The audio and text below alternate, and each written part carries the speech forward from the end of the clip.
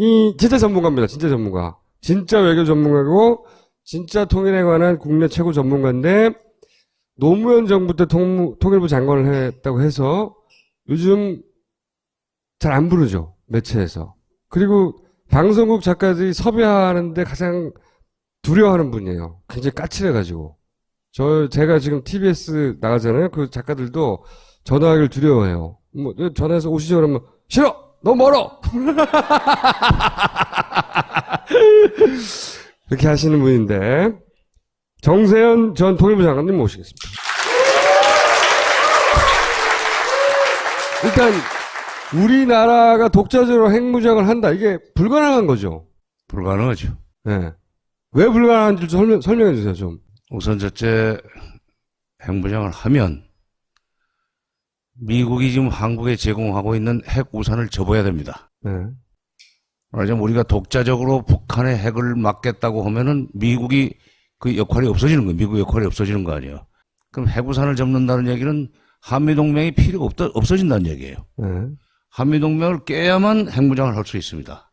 아이러니컬한 것은 한미동맹 지상주의자들일수록 핵무장을 얘기한다는 게 이게 좀 이해 못할 부분이에요. 그게 골 때리는 거죠, 지금. 하나 핵무장을 하려면 기술적으로 핵무기를 만들 수 있는 핵물질을 가져야 돼요. 두 가지입니다. 플루토늄 폭탄이 있고 우라늄 폭탄이 있습니다. 우라늄 폭탄은 만들기가 쉬워요. 원광을 이제 채굴해가지고 그걸 적당하게 부셔서 그걸 계속 원심 분리기에 넣고 돌리면은 전홍축 3%, 5%, 뭐 그 다음에 이제 10%, 20%, 30%, 90%, 93% 내지 95% 정도로 농축이 되면은 그걸로 바로 폭탄을 만들 수 있어요. 플루토늄 폭탄은 어떻게 만드느냐? 그 바로 우라늄 그걸 저농축한 3% 내지 5% 정도로 저농축한 그 우라늄을 쇠대롱에다 넣습니다. 넣고 봉해서 원자로에 넣고 그것을 이제 연료로 써가지고 발전을 하죠. 근데 이제 몇 년 동안 그걸 돌리다가 원자로를 중단시키고 꺼내서 수조에 넣고 식힌 다음에 그 껍질을 벗기고 화학 처리를 하면 거기서 플루토늄이 나옵니다. 근데 불행히도 우리한테는 플루토늄을 만들 수 있는 연료봉을 만들 수 있는 우라늄이 없습니다. 사다 써야 돼요. 근데 불행히도 북한에는 것이 세계 최대만 영향을 가지고 있어요. 아, 그렇구나. 자, 그런데 연료봉마저도 우리는 사다 써야 돼요. 뭐 카나다 뭐 이런 데서. 그거를 재처리할 수 있는 기술은 고급 기술은 아니에요. 근데 우리는 1959년에 체결된 한미 원자력 협정에 의해서 그걸 재처리할 수 있는 권한이 없습니다. 기술은 어렵지 않는데 권한이 없군요. 기술은 별거 아니에요. 왜냐면은 93년도에 이제 북핵 문제가 터지지 않았습니까? 네. 그 당시엔 제가 청와대 통일비서관으로 있었어요. 대전에 있는 원자력 그 과학자들을 초빙해서 물어봤어요. 도대체 우리 핵무기 만들 수 있냐? 아니, 만드는 것은 어렵지 않습니다. 그런데 핵물질을 확보하는 것이 어렵습니다. 왜 그러냐? 바로 이 한미 원자력 협정 때문에 거기에 꽁꽁 묶여 있어가지고 만약 여기서 재처리를 몰래 한다든지 하면은 그날로 한미 관계는 끝입니다. 그럼 한국은 원자력을 어느 방면만 쓸 수 있느냐? 일종의 비군사적 그 부분에서만 쓸 수 있고 나머지 군사적으로 저장될 수 있는 플루토늄을 재처리하는 기술은 어려운 기술은 하지만 협정에 의해서 못하게 돼 있고 수시로 미국이 그걸 문제를 못 들어서 감시를 하는 바람에 아무것도 못합니다. 몰래 할 수는 없어요? 몰래 했다가 들키면은 난리가 나죠. 노무현 정부 때 실제로 문제가 된 적이 있었죠. 84년에 네. 우리 원자력 과학자들이 실험실에서 정말 호기심으로 플루토늄을 우라늄을 2g 만드는 적이 있어요. 그리고 2000년에 우라늄을 4g인가 4g. 그거를 만드는 적이 있어요. 이걸 가지고 미국이 안보리에 끌고 와서 너희들은 제재하겠다. 유엔 안보리에. 네. 그 제재하면 지금 북한한테 하는 제재하고 똑같은 겁니다. 그때 안보리 상임이사국 5개 중에 영국, 프랑스, 중국, 러시아를 상대로 해서 우리가 빌고 빌었어요. 진짜 과학자들이 호기심에서 한 거니까 절대로 이런 짓 다시 안 한다. 진짜로 실험이었다. 그랬더니 오히려 거기서는 그러면은 뭐 우리는 눈 감아줄 수 있다. 그렇게 되니까 미국이 비로소 다른 나라 그런다면은 나도 뭐 끌고 갈 수는 없지. 근데 처음에 노발대발하면서 이게 유엔 제재해야 된다는 식으로 했던 게 미국입니다. 바로 원자력 협정을 위반했다는 거예요. 그 우리가 독자적으로 핵을 가진다는 건 미국으로서는 절대 상상할 수도 없고 용납할 수도 없는 일이군요. 말하자면. 그러니까 NPT에서 탈퇴하고 미국 한미동맹 깨고 그리고 핵폭탄 만들어 가지고 성공했을 때 바로 미국의 제재가 들어오면 우리나라 경제는 대외 의존도가 크기 때문에 박살난다고 봐야 되지. 북한 경제는 일종의 자급자족 시스템을 갖추고 있어요. 그 안에서 만들어가지고 그 안에서 먹고 맙니다. 수출 못한다고 우리가 흉보지만 수출을 안 하기 때문에 대외 의존도는 약해요. 바로 이런 우리 경제 구조의 대외 의존성 때문에도 유엔 제재가 들어오면 이 경제는 무너집니다. 그러니까 북한의 핵을 막겠다고 독자적인 핵무장을 하는 날 군사적으로 우선 첫째 뭐 대응은 될지 모르지만 경제적으로는 바로 내리막길로 간다. 그 다음에 미국과는 척을 지어야 된다. 그리고 혼자서 북한의 여러 가지 군사력을 막을 수 있겠느냐 하는 현실적인 문제가 있습니다. 불가능한 것도 알고 게다가 이걸 하려면 한미동맹을 깨야 되는데 한미동맹에 목숨 거는 사람들이 왜 핵을 주장하냐 이거예요. 이 이율 배반을 어떻게 이해해야 되느냐 이거죠. 예, 그 금년 2월 달에 처음 나왔습니다. 그게. 네. 원유철 당시에 한나라당 원내대표가 네. 그 얘기를 했어요. 세게 나왔죠 그때. 네. 대선 전략입니다. 어떻게 대선 전략인 거죠 이게? 핵무장을 하자고 이제 주장을 하는데 반대하는 사람한테 뭐라고 공격할 수 있느냐? 그러면 우리가 그럼 북한 핵에 멱살 잡혀가지고 북한한테 질질 끌려 다녀도 좋다는 말이냐? 그렇죠. 그러면 그건 아니지. 근데 그러면 핵무장을 찬성해야 될 거 아닌가? 근데 핵무장을 하려면은 아까 얘기한 대로 동맹도 깨야 되고 기술적으로도 원자력 협정도 깨야 되고 이러다 보면은 이게 이제 제재가 들어올 수밖에 없고 이렇게 되는데 이렇게 복잡하게 얘기하면 아니 난 자관 북한의 핵이 좋다는 말이야 나쁜다는 말이야 이런 식으로 나오기 시작하면은 이게 바로 이게 소위 안보와 비안보 또는 안보와 종북으로 편가르기를 할 수가 있습니다. 반대론자를 종북으로 몰아낼 수가 있어요. 그러니까 실제 핵을 가질 생각도 없으면서 선거 때까지만 써먹는 거예요. 그러니까 그 소위 안보 논쟁으로 안보 프레임으로 끌고 들어가고 종북 프레임으로 상대방을 가둘 수 있는 유력한 카드가 핵무장론이고 전술핵 재배치론입니다. 지난번 대선에서 NLL하고 비슷한 역할을 그렇죠. 바로. 박근혜 대통령이 하는 얘기도 햇볕 정책 그때 돈이 넘어가서 핵 개발했고 뭐 그 얘기를 계속 하는 거 아닙니까? 그렇죠. 그래요. 그러니까 다 아는 사람으로서 현장을 다 본 사람으로서 정권 승계를 하면은 전 정권의 공과 과 전부 다 같이 물려받습니다. 그리고 자기 정권 내에 그 문제를 해결을 해야죠. 국가 승계에서도 마찬가지예요. 그러니까 이명박 정부의 거를 물려받아 놓고 왜 난데없이 핵실험 지금 금년 핵실험으로부터 10년 전에 북한에 무슨 송금한 걸 가지고 핵을 개발했다고 갖다 붙여야 되느냐 이거예요. 김영삼 아까 얘기했지만 77년에 통일원에 들어가서 쭉 통일문제 현장에서 일했던 사람이기 때문에 이 남북관계에서 이 돈이 오가고 하는 그런 돈이 오간다기보다는 북한에서 돈은 온 적은 없고 우리가 이제 주로 쌀과 비료를 줬어요. 쌀과 비료를 줬습니다. 쌀과 비료는 핵폭탄 못 만들어요. 여러분 웃으시는데 실제로 그렇게 말하는 정치 있어요. 쌀과 비료를 보내줬더니 그걸로 핵폭탄을 만들어 왔다. 또 쌀과 비료를 보내줬는데 핵으로 돌아왔다. 그 어떻게 핵을 만드느냐 그랬더니 아니 여기서 준 걸 팔아가지고 돈을 만들어서 그건 수송비가 더 듭니다. 아니 들고 나서 팔아야 되는데 중국은 곡물이 충분한 나라예요. 쌀과 비료를 줬는데 그러면 쌀과 비료를 사다가 메꿔야 되는데 그 돈을 안 써도 되게 만들어줬기 때문에 그 돈을 갖다 붙이는데 그건 말이 안 되고 더구나 2000년에 6.15 정상회담 직전에 현대가 5억 달러를 북한에 송금한 것이 있습니다. 정부는 돈 안 줬어요.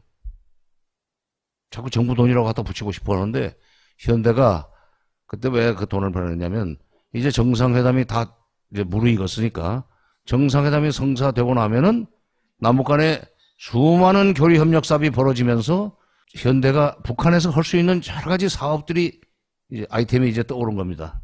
예를 들면 이제 금강산 관광은 98년에 이미 시작이 됐지만 지금 칠보산 관광 지금 핵실험하는 근처입니다. 칠보산 관광, 칠보산이 아주 경치가 좋아요. 백두산 관광, 뭐 여러 가지 북한에도 명성지가 많기 때문에 관광만 가지고도 돈을 벌 수 있고, 또 공단 구상은 오래전부터 현대에서 가지고 있었죠. 공단을 만들 수 있으면은 그것도 돈 버는 일이니까 그런 일을 선점하기 위해서는 미리 좀 밑자락을 깔아. 밑돈을 깔아놓는 거죠. 그런 개념으로 5억 달러를 보냈는데 그거를 정부가 지금 미뤄줬다 이거죠.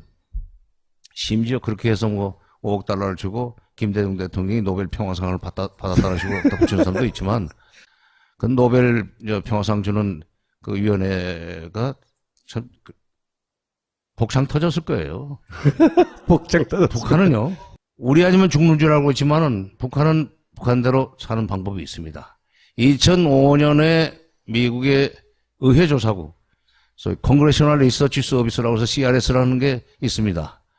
그 의회조사국이 우리도 입법조사국이라는 게 있잖아요, 국회. 네. 근데 미국의 의회조사국은 전 세계에 관련된, 전 세계 모든 나라에 관련된 소위 그 정책 판단 보고서를 수없이 만들어내요. 네.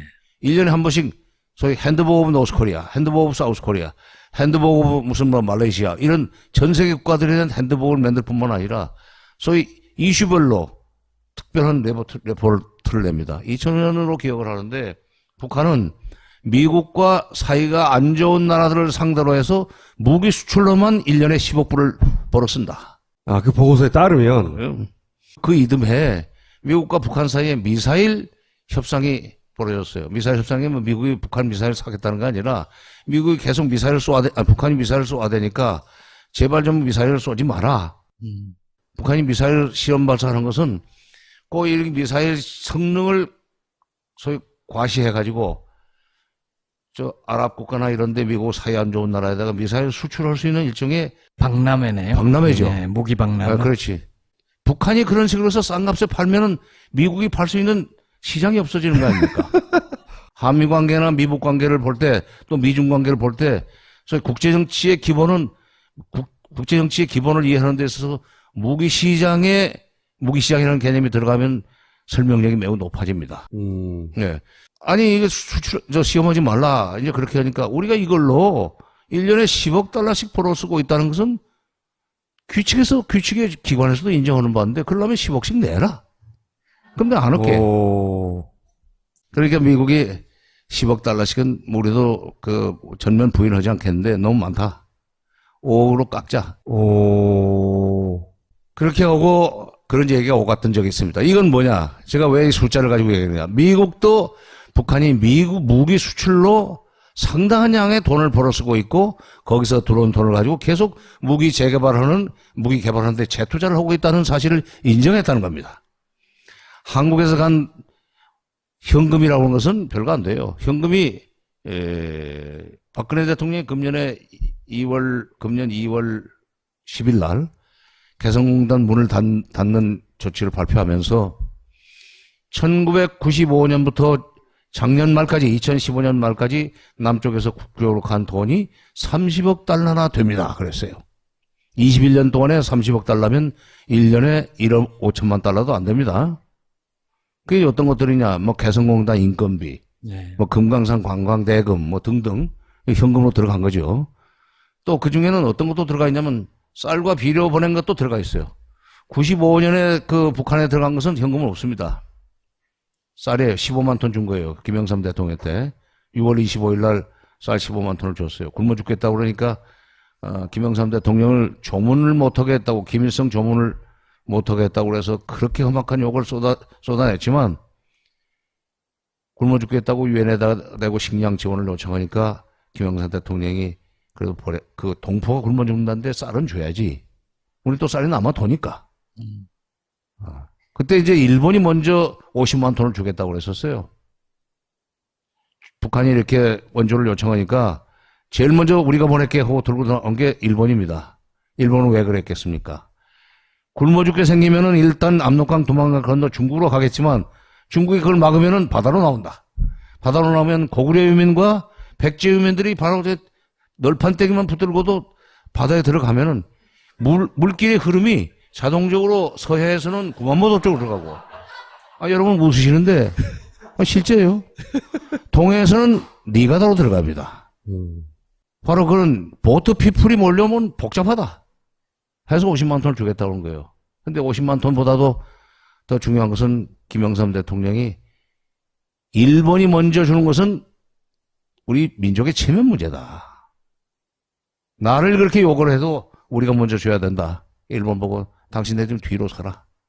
우리가 먼저 줘야 되겠다. 그래서 우리가 15만 톤을 줬어요. 그때 15만 톤 준 것도 돈으로 환산해서 30억 달러에 넣어놨습니다. 그러니까 거기서 현금은 난 반 정도로 깎아야 된다고 생각해요. 쌀과 비료 준 것을 다 거기다 현금 환산해가지고 하면 안 되지. 근데 연간 1억 5천만 달러라고 그런 것은 무기 수입으로 10억 불씩 벌어 쓰고 있는 거에 비하면 7분의 1밖에 안 되는 돈이에요. 그리고 북한 경제라고 하는 것은 소련 경제, 옛날에 소련하고 비슷한 그 경제 시스템을 가지고 있는데 인민 경제, 소위 우리식으로는 국민 경제입니다. 그 다음에 군사 경제. 그야말로 이것은 건널 수 없는 깊은 강이 사이에 있는 것처럼 완전히 준별되어 있습니다. 분리되어 있어가지고 따로 놉니다. 따로 돌아가요. 인민경제로 벌어들인 돈을 군수경제에 넘겨주지 않고 군수경제에서 벌어들인 돈을 이쪽으로 넘겨주지 않는다. 이게. 그건 소련이 그랬습니다. 우주 개발에 있어서 미국 못지않게 기술이 앞서가 있었고 그 우주 개발이라는 건 바로 장거리 로켓, 장거리 미사일 그 능력을 그 향상시키는 건데 그런 달나라의 사람을 상륙시킬 정도로 기술이 개발되어 있는 사람들이 러시아의 제일 큰 호텔에 엘리베이터가 서는데 층이 안 맞아가지고 이렇게 서고 이렇게 서고 하나. 바로 그 인민경제와 군수경제가 엄격하게 분리되어 있다는 움직일 수 없는 증거입니다. 북한이 그래요. 그러니까 군수경제는 군수경제 사이클이 있고 인민경제는 인민경제 사이클이 있는데 여기서는 잘 그런 걸 잘 모르니까 아니 쌈짓돈이 주머니돈이고 주머니돈이 쌈짓돈이지 하면서 이쪽에 간 것도 다 무기로 개발됐다 그러는데 북한 사람도 먹고 살아야지. 쌀이 가면 먹어야지. 질문 하나 드려도 됩니까? 가만히 있어요. 금강산 다 알고 나는 가만히 있잖아. 돈을 갖다 썼다는 것은 억지 주장이고 그 다음에 2000년에 보낸 5억 불을 2016년에 무기 개발하는 데 썼다는 얘기는 16년 동안 5억 불 가지고 뭐 어디다 씁니까? 그러니까 이건 수적으로 계산도 안 맞는 얘기예요. 그냥 책임을 그쪽에다 넘기려고 그래서 그런 건데 이제 질문에 원래 돌아갑시다. 3년 8개월이나 통치를 해놓고 그동안에 문제 해결 안 된 거 있으면은 바로 그걸 해결하기 위해서 노력을 했었어야 됨에도 불구하고 그리고 이명박 정부 5년도 훌쩍 뛰어넘어서 그 다음에 노무현 정부 5년도 뛰어넘어서 16년 전에 2000년에 보낸 돈이 핵으로 돌아왔습니다 하는 식의 이야기를 하는 아니, 그분이 전자공학과를 나온 걸로 알고 있는데 그러니까 자기 책임을 면하기 위해서 뭐 여러 가지 핑계를 찾고 싶겠지만 소위 그냥 보통 사람들이 이해할 수 있는 정도의 논리로 설명을 해야지, 얘기를 해야지. 이게 너무 말하자면 고등수학을 하시기 때문에 못 알아듣겠어요. 그건 아닙니다. 그건 아니고. 예. 해도 됩니까? 핵무장론이 대선 전략이다 네. 말씀하셨는데 핵무장론은 요새는 좀 한물 갔어요. 새롭게 등장한 신상품이 선제타격론. 핵무장론 좀 한물 갔지만은 예. 철되면 다시 나옵니다. 이게 선거 철되면 나와요.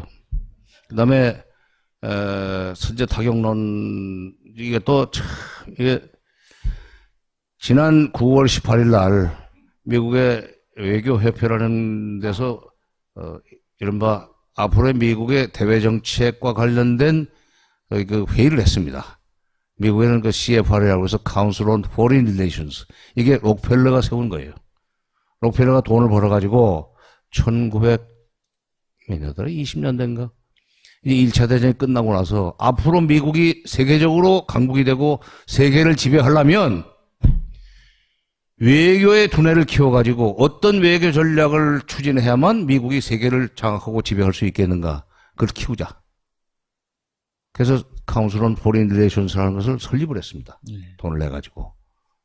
돈을 내가지고 학자들을 불러서 이제 연구를 시키고 지들끼리 토론하게 하고 또 외국 사람도 불러들여서 얘기도 들어보고 이러면서 거기서 미국의 대외 정책을 이제 연구해가지고 정부에다 건의하고 그러면 그게 되게 채택이 되고 뿐만 아니라 거기서 훈련 받은 사람들이 새 정권이 들어서면 들어가요. 이러다가 또 나와요. 후배들 키워서 후배들이 들어가. 또 그 사람들이 선배가 돼서 나와서 후배를 키워서 보내.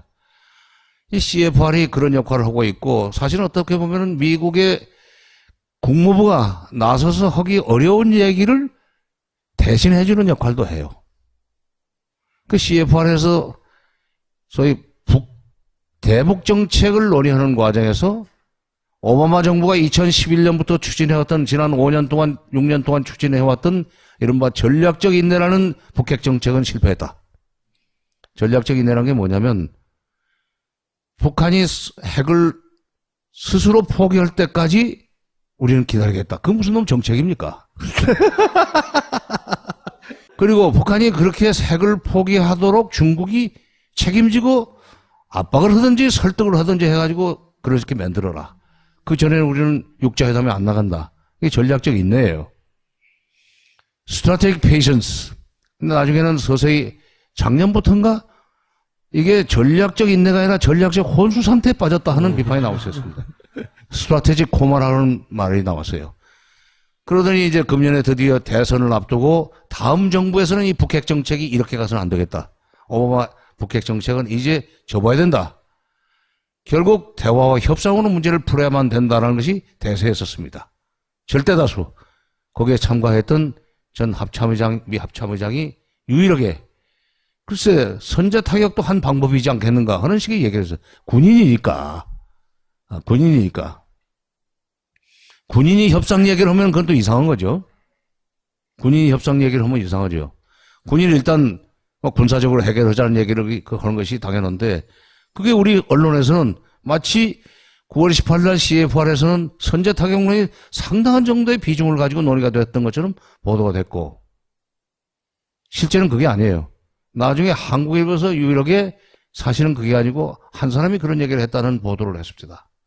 이 미국에서 얘기가 나오니까 우리 쪽에서 그 핵무장론을 주장했다가 이제 비판을 받고 이게 코너에 몰리니까 이럴 때는 차라리 우리가 무장하는데 시간이 걸린다면은 미국이 이제 선제 타격을 해버리는 게 좋지 않겠느냐 하는 그런 얘기를 뭐 하고 싶겠죠. 생각할 수 있어요. 왜냐하면 사실은 94년에 미국에서 한때 선제 타격론이 나왔었습니다. 북한이 이제 93년에 NPT 탈퇴를 하고 북핵 문제를 일으키니까 처음에 미국이 바로 북한을 불러냈어요. 베를린으로. 비공개 접촉을 하자. 도대체 뭘 해주면은 더 이상 이 핵 활동을 안 하겠느냐. 뭘 해주면은 NPT에 다시 돌아오겠느냐. 얘기해봐라. 그러면서 이제 협상으로 들어갑니다. 그때 이제 우리 김영삼 대통령은 왜 우리를 빼고 협상을 하느냐? 왜 니들끼리만 얘기하느냐? 그리고 북한은 거칠게 다뤄야지 저렇게 달래는 식으로 하면은 오히려 더 기고만장해가지고 사고 치니까 압박과 제재로 들어가야 된다 하는 식으로 반대를 했어요. 그럼에도 불구하고 미국은 그 미국 비공개 접촉을 계속했습니다. 논리는 이거예요. 호미로 막을 수 있는 일을 가래로 못 막는 것은 어리석은 일이다. 그렇게 만드는 것은 지금 초동 단계에서 이걸 눌러버려야 된다. 해결해야 된다. 그런데 결국 이제 북핵 문제를 해결하기 위한 합의에 94년 10월 20일 날 성사가 됩니다. 성공을 합니다. 그런데 그러기 전에 협상을 하는데 북한 사람들하고 협상할 때 참 정말 인내심이 필요해요. 저도 이제 통일원에 이제 오래 있다 보니까 대북 협상을 많이 했고 뒤에서도 이제 지원도 했지만 또 계급이 올라가면서는 직접 협상 대표도 되고 해서 참 밤새서 씨름도 하고 했지만 저 사람들이 벼랑 끝 전술을 잘 씁니다. 내놓을 것이 협상 카드가 없으니까 벼랑 끝 전술이란 게 뭐냐면 완전히 판을 깨버릴 것처럼 그냥 아주 그냥 고압적으로 나가고 그런 거죠. 마치 그 애들이 무슨 뭐 핸드폰 안 사주면 나 죽어버린다. 뭐 학교 안 간다. 밥 안 먹는다. 그럼 부모가 놀라. 아니요. 그 외교에서 그 약자의 공갈이 굉장히 통하는 겁니다. 약자의 공갈이 무섭습니다. 약자의 공갈이. 점잖게 말하면 약자의 공갈이에요. 약자의 공갈인데 그 벼랑 끝 전술에 하도 시달리도 지치다 보니까 아이고 얘들하고 협상해서 안 되겠구만 하면서 94년 초부터 영변의 핵기지를 폭격을 해버리자. 그래서 아주 핵 활동할 수 있는 여지를 물리적으로 없애버리자. 그런 발상이 있었습니다. 그 이제 슬슬 소문이 났어요. 소문이 났는데 우리 쪽에서는 대통령은 차라리 그렇게 해서 문제를 해결하는 게 낫겠다고 그러고 그 당시에 야당 총재도 못 되고 아마 대선 끝나고 나서 캠브리지 갔다가 조금 있다 돌아오셔서 아태재단인가 만들었을 때 아태재단 이사장 자격으로 DJ가 미국에 초청을 받아서 갔었어요.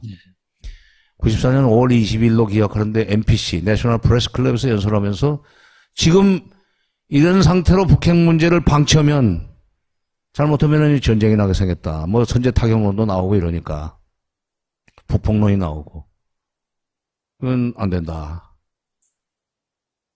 미국의 유력 정치인이 나서가지고 평양을 가라. 가서 김일성을 만나서 협상을 해가지고 이 문제가 대화 협상 방식으로 문제가 풀릴 수 있도록 좀 다리를 놔달라. 내가 볼 때는 그런 역할을 할 수 있는 사람이 지미 카터 전 미국 대통령이다. 왜? 민주당이니까 클린턴 정부 시절에 이 지명까지 했어요. 김대중 전 대통령이. DJ가 그날 5월 20일 날 청와대에서 난리가 났었습니다. DJ가 쓸데없는 소리를 해가지고 지가 뭔데 거기까지 가서 뭐 이런 거죠. 대통령은 난데. 아니요, 그게 아니라 때려야 되는데 이게 협상 방식을 풀어난 게 이게 문제를 더 복잡하게 만든다는 그분의 철학은 그거니까. 두 분 다 돌아가셔가지고 참. 아니, 저는 이제 김영삼 대통령은 비서관으로서 모셨고, 김대중 대통령은 차관 장관으로 모셨던 분이고, 또 대통령, 노무현 대통령도 장관으로 모셨는데, 제가 가까이서 모신 분들은 다 지금, 세상을 드셨는데, 그때 이제, 그저 그만두게 된 실질적인 배경을 제가 말씀드리겠습니다. 이제는 말할 수 있다, 이 식으로. 외형적으로는 지금 어떻게 얘기가 됐냐면은 폭격을 하려고 그러니까 그때 놀래가지고 실제로 이제 그것이 착착 진행이 된다고 생각을 하니까 김영삼 대통령이 전화를 해서 못하게 해서 이제 폭격을 안 했다는 식으로 설명을 했어요. 근데 그런 일은 없었어요. 없었고 나중에 외무부 장관은 이제 급파를 하긴 했죠. 한승병을 포격을 했는데 그러기 전에 미국 내에서 이거 현실성이 없다. 만약 폭격을 하면은 3일 만에 끝난다. 그런데 북한이 가만히 있지 않을 거고 영변은 없어지지만은 가만히 있지 않고 왜? 휴전선 쪽에 지금 개성공단 자리, 금강산 자리, 금강산 관광 이쪽에다 배치해놓은 전진 배치해놓은 소위 장사정포, 방사포 수백만이 동시에 터지면은 서울 불바다 됩니다. 이거 수백만이 죽는다.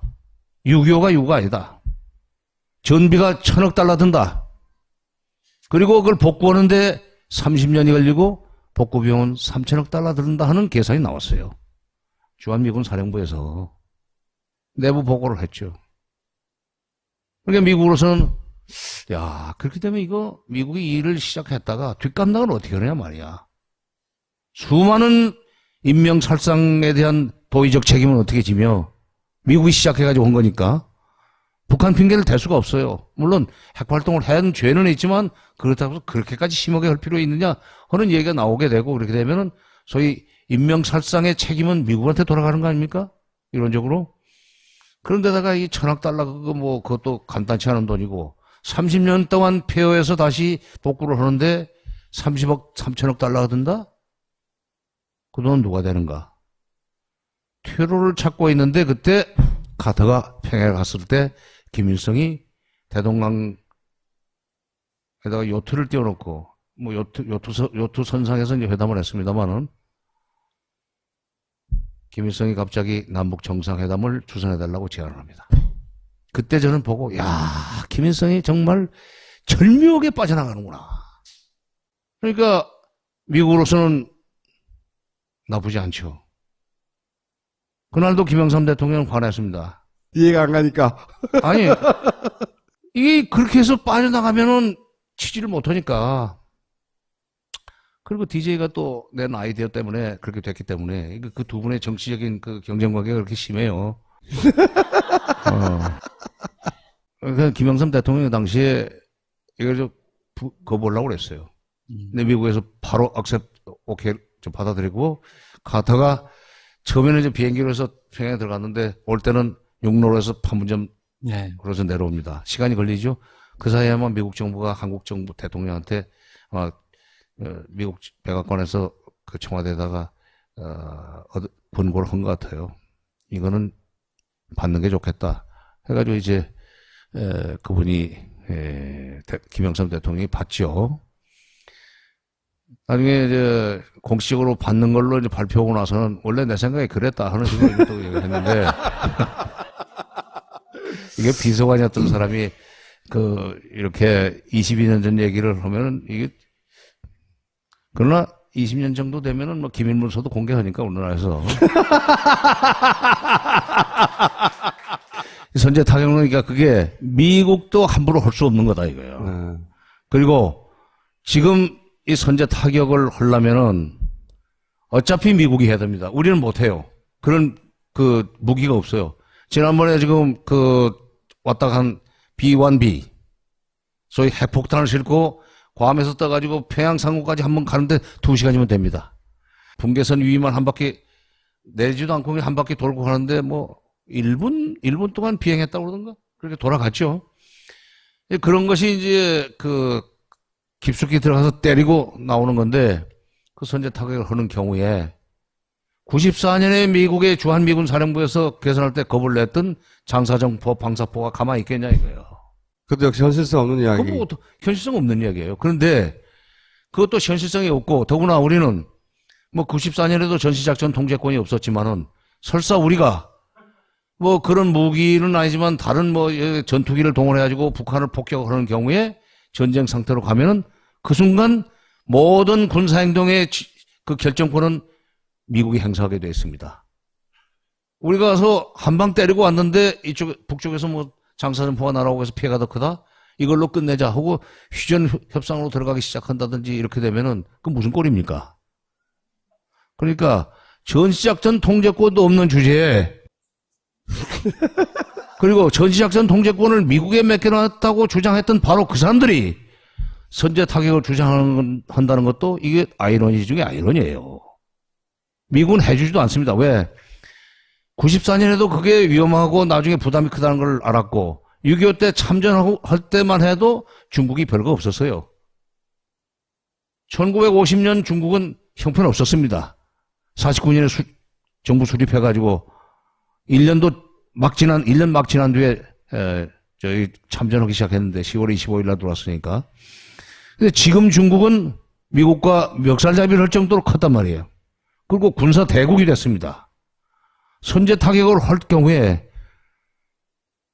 선제 타격 핑계대고 실수인 것처럼 해서 그 포탄이 어디 중국 쪽으로 날아갈 가능성도 있다고 생각하면 거기서 먼저 손을 써야 됩니다. 그럼 미중 간의 소위 군사적 충돌로 비화될 수 있는 가능성이 높은 일을 미국이 하겠는가?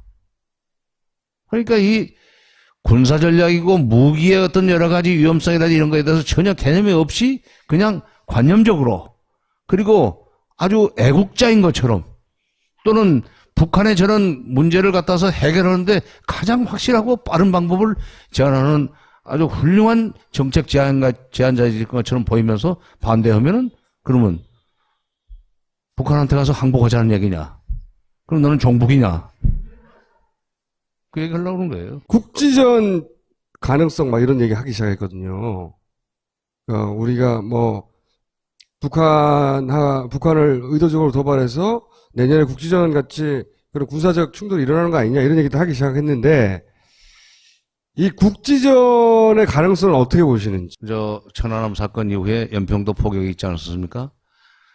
근데 이제 그게 연평도였기 때문에 전면전으로 비화되지 않았었습니다.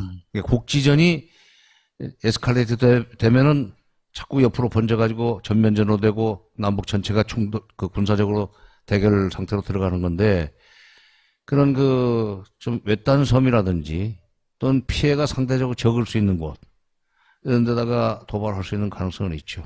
그래서 있다. 있죠. 피해가 너무 크면은 오히려 이제 역풍이 불 수 있지만, 피해는 그렇게 크지 않고, 그러나 국민들의 대북 적개심은 자극할 수 있고, 그렇게 해서 분위기를 안보 프레임으로 끌고 갈 수 있다면은, 그건 이쪽에서 나쁠 거 없죠.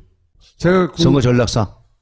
제가 이제 여기서 이 사람들 계속 띄워놓은 이유는, 그런 건 미국이 오케이 해줘야 되는 거 아닙니까? 국지전을 그러니까 우리가 먼저 하는 것이 아니라 저쪽이 그걸 하도록 유도하는 거예요. 이제 그 얘기 했더니 어저께인가 박근혜 대통령이 국무회에서 북한 도발을 유도한다느니 무슨 선전 보고를 하느니 하는데, 그런 발언은 핵 문제 해결에 도움이 전혀 안 됩니다. 그래서 야, 저는 소피스트들도 모르는 논리로구나 하는 생각이 들었어요. 궤변도 저런 궤변이 없다, 뭐 그런 말씀이시죠.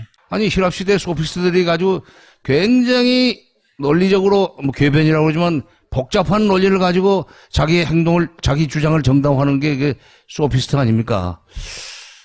제가 그 뉴스를 보고 야, 진짜 이게 주파수가 다르구나.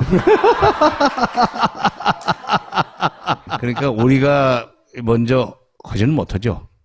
그러나 저쪽이 그런 저강도의 소위 군사행동, 군사위협, 군사도발을 할 수 있도록 자극할 수 있는 가능성은 있고, 또 북한은 어떨 때는 정말 참 도움이 안 된다는 생각을 하는 게. 도움이 안 된다. 그런데 끌려 들어와요.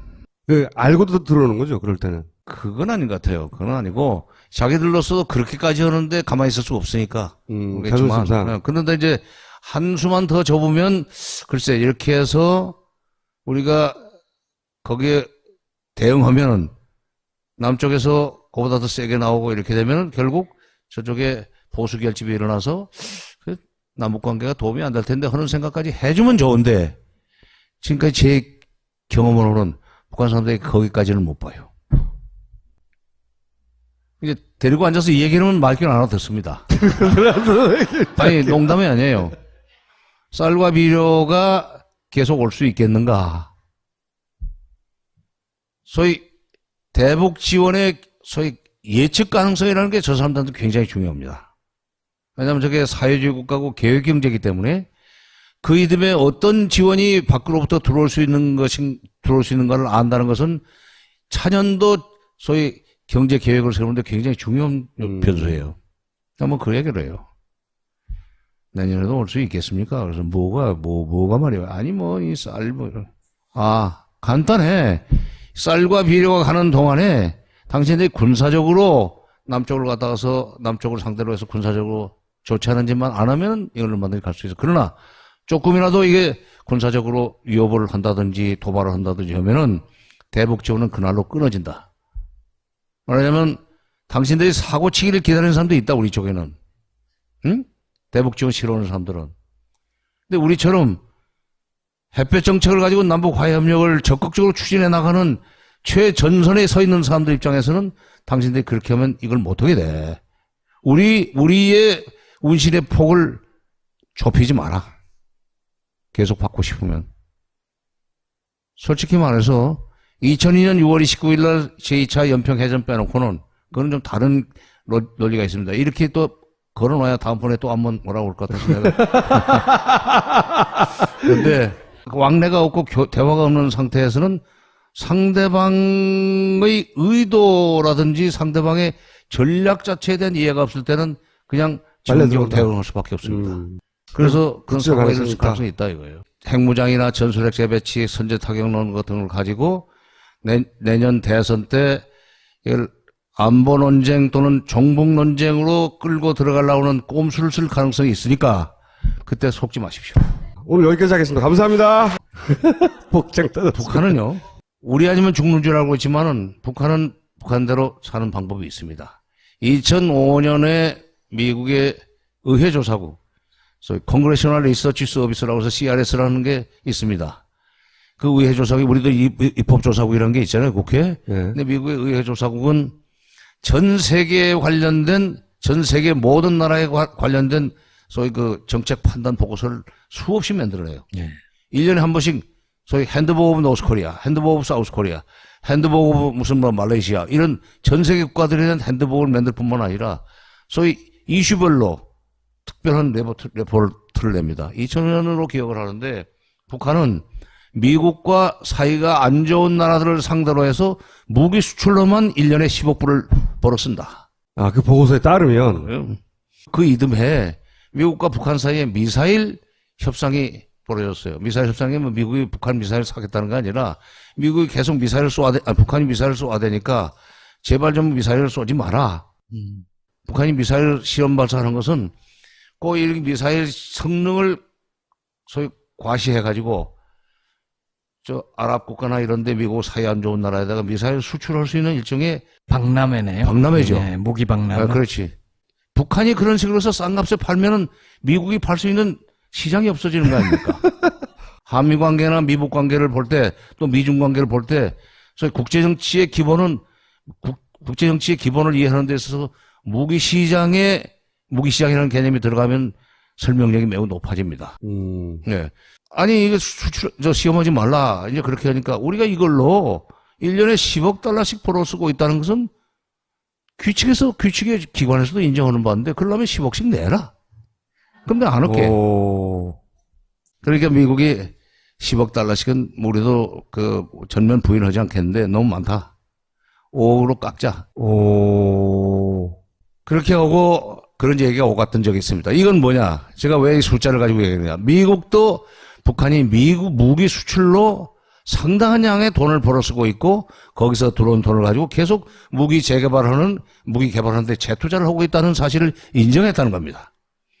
한국에서 간 현금이라고 하는 것은 별거 안 돼요. 현금이 박근혜 대통령이 금년 2월 10일 날 개성공단 문을 닫는 조치를 발표하면서 1995년부터 작년 말까지 2015년 말까지 이 진짜 전문가입니다. 진짜 전문가. 진짜 외교 전문가고 진짜 통일에 관한 국내 최고 전문가인데 노무현 정부 때 통일부 장관을 했다고 해서 요즘 잘 안 부르죠. 매체에서.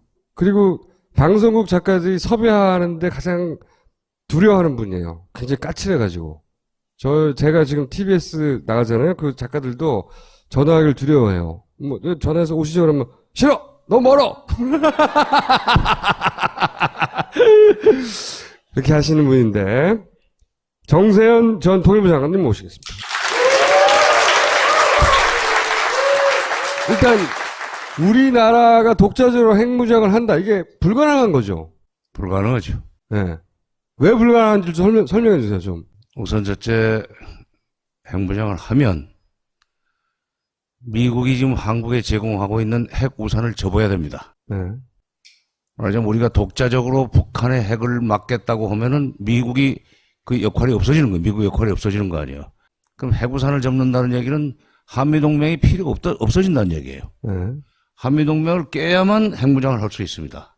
아이러니컬한 것은 한미동맹 지상주의자들일수록 핵무장을 얘기한다는 게 이게 좀 이해 못할 부분이에요. 그게 골 때리는 거죠, 지금. 하나 핵무장을 하려면 기술적으로 핵무기를 만들 수 있는 핵물질을 가져야 돼요.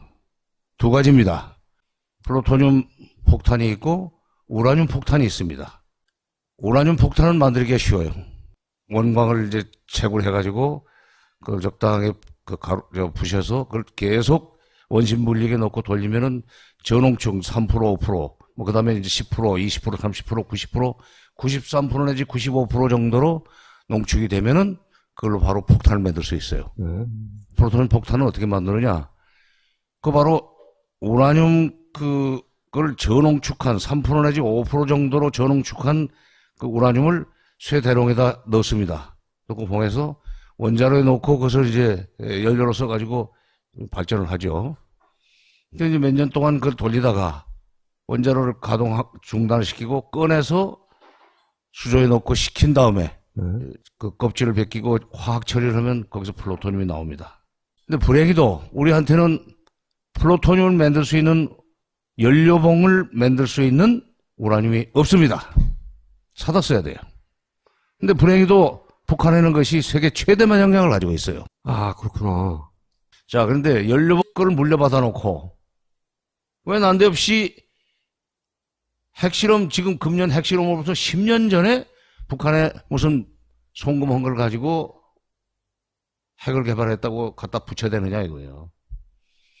김영삼, 아까 얘기했지만 77년에 통일원에 들어가서 쭉 통일 문제 현장에서 일했던 사람이기 때문에 이 남북 관계에서 이 돈이 오가고 하는 그런 돈이 오간다기보다는 북한에서 돈은 온 적은 없고 우리가 이제 주로 쌀과 비료를 줬어요.